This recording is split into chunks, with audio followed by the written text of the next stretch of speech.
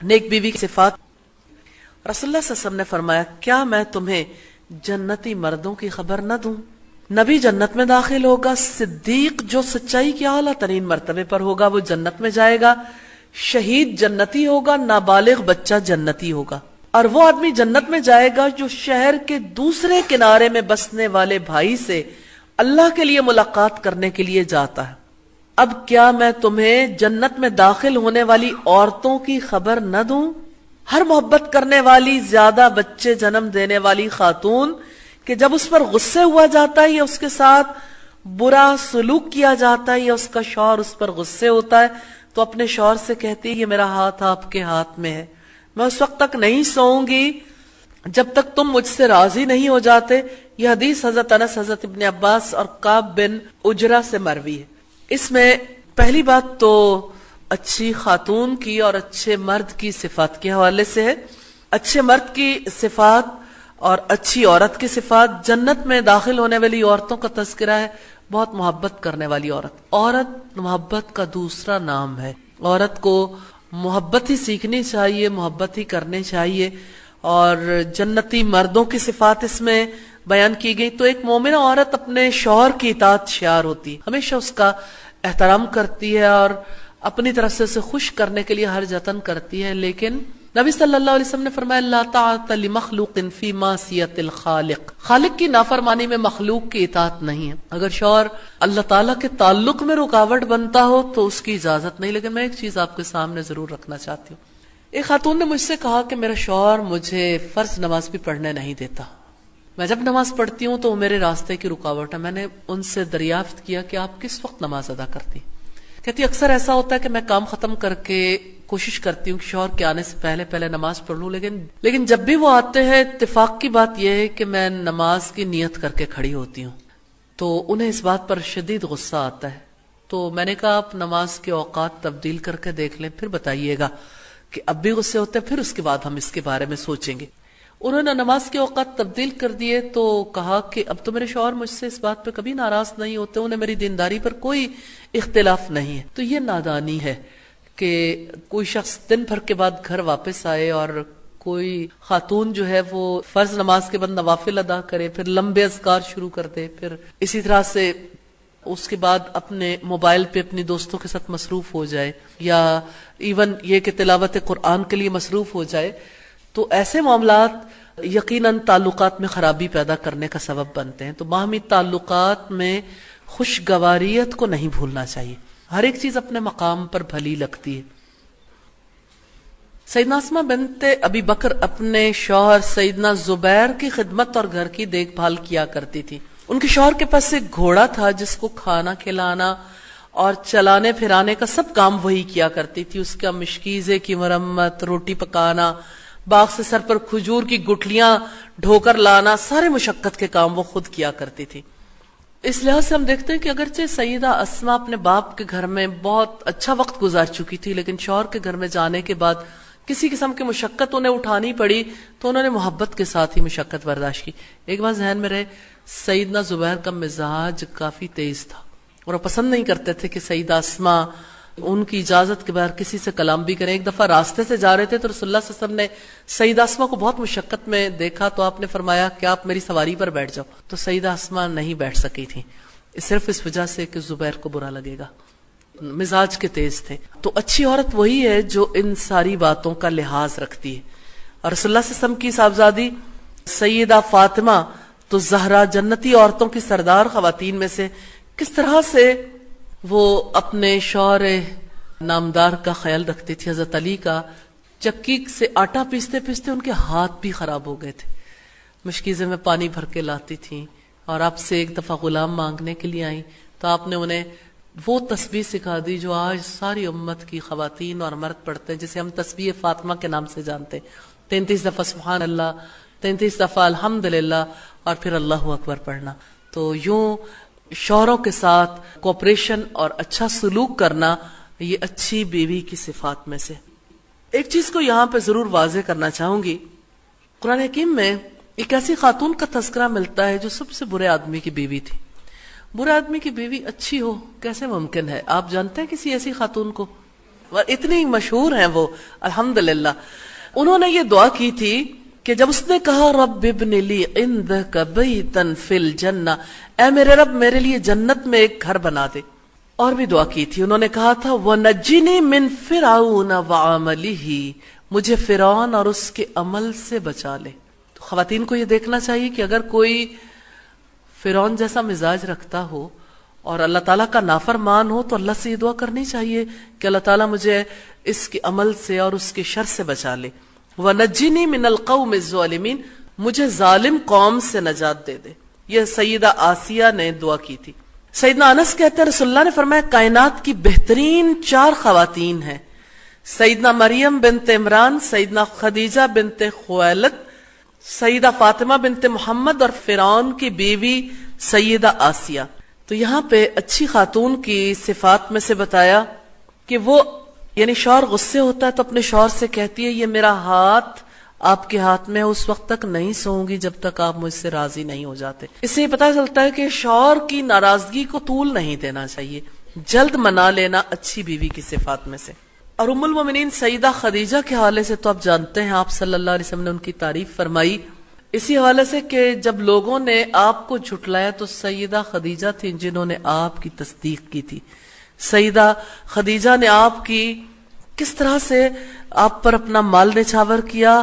آپ صلی اللہ علیہ وسلم کی اولاد بھی انہی سے ہوئی اور پھر آپ صلی اللہ علیہ وسلم ان سے ان کے جانے کے بعد بھی اتنی محبت کرتے تھے. حضرت خدیجہ کی فرینڈز کو بھی کوئی چیز بکری ذبح کرتے تو ان کی دوستوں کو بھی تحفے کے طور پر گوشت وغیرہ بھجواتے تھے.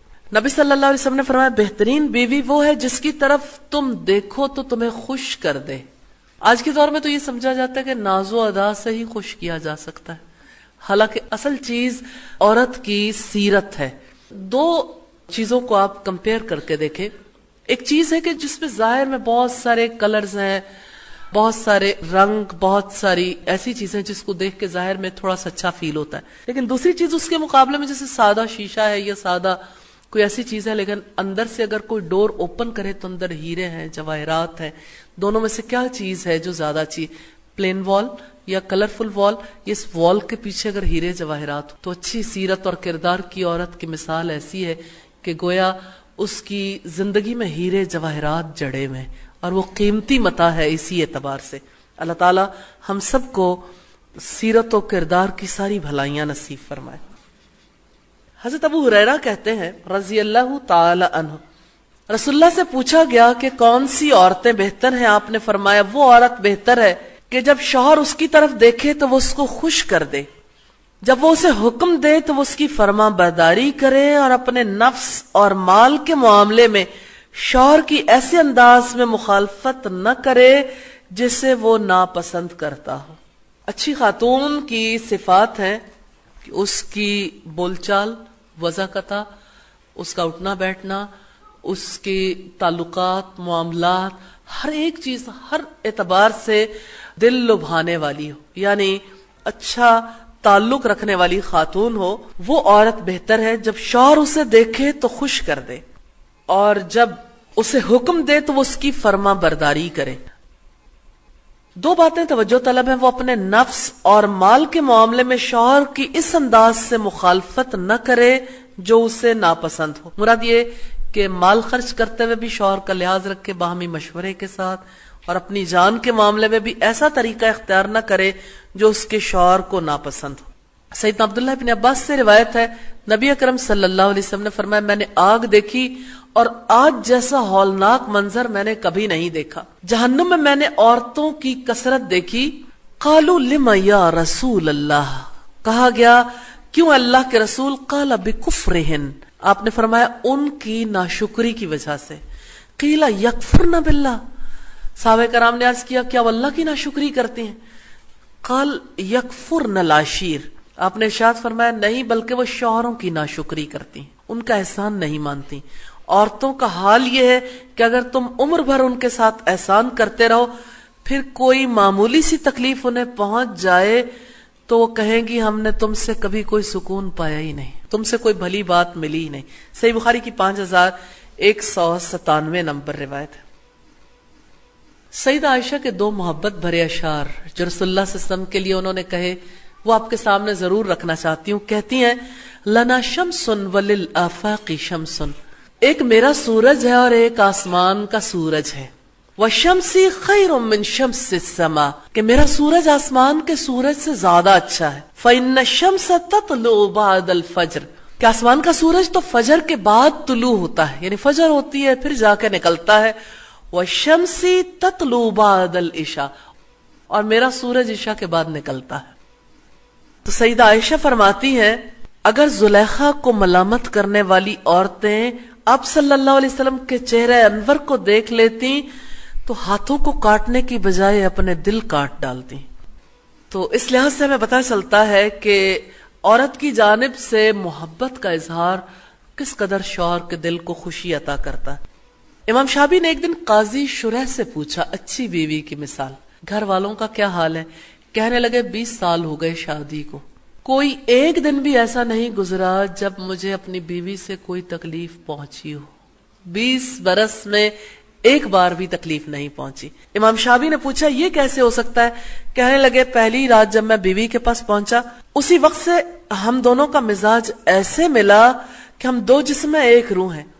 جب پہلی رات میں بیوی کے پاس گیا تو دیکھا الحمدللہ وہ خوبصورت تھی. میں نے سوچا 2 رکعت پڑھ لوں، اللہ کا شکر ادا کروں. کیسی بیوی ملی، سلام پھیرا تو میں نے دیکھا وہ بھی میرے ساتھ نماز پڑھ رہی.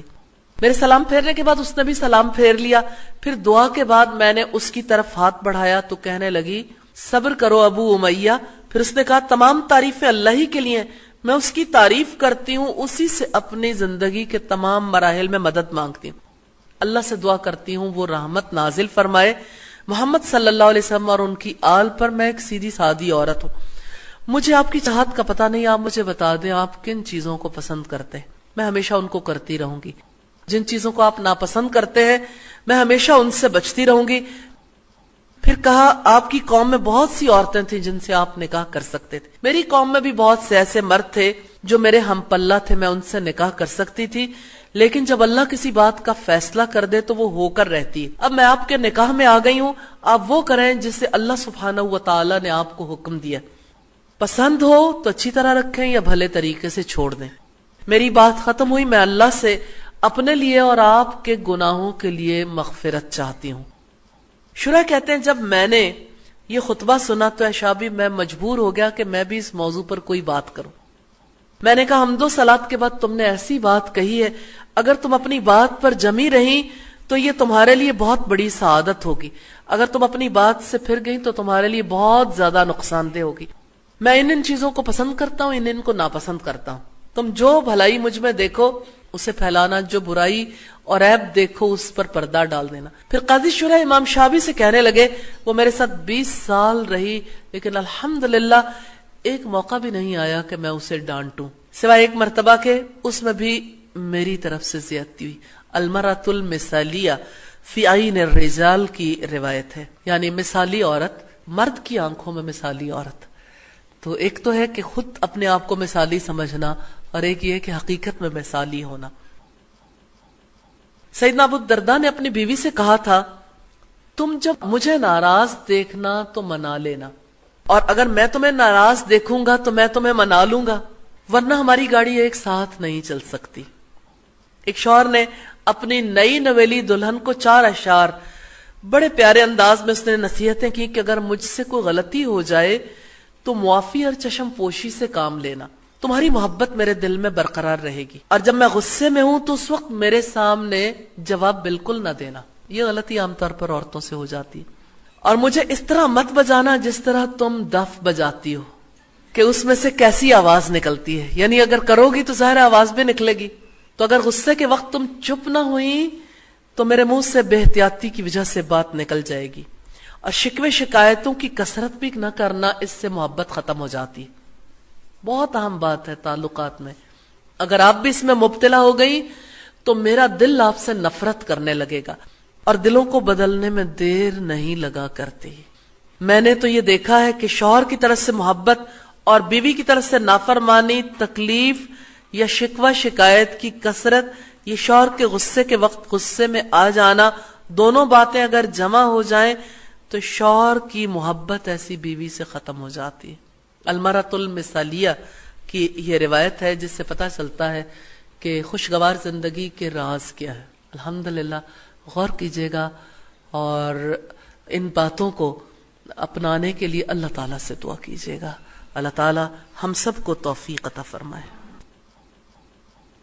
حضرت ابو عزینہ صدفی سے روایت ہے رسول اللہ نے فرمایا تمہاری بہترین بیویاں وہ ہیں جو محبت کرنے والی زیادہ بچے جننے والی ہیں.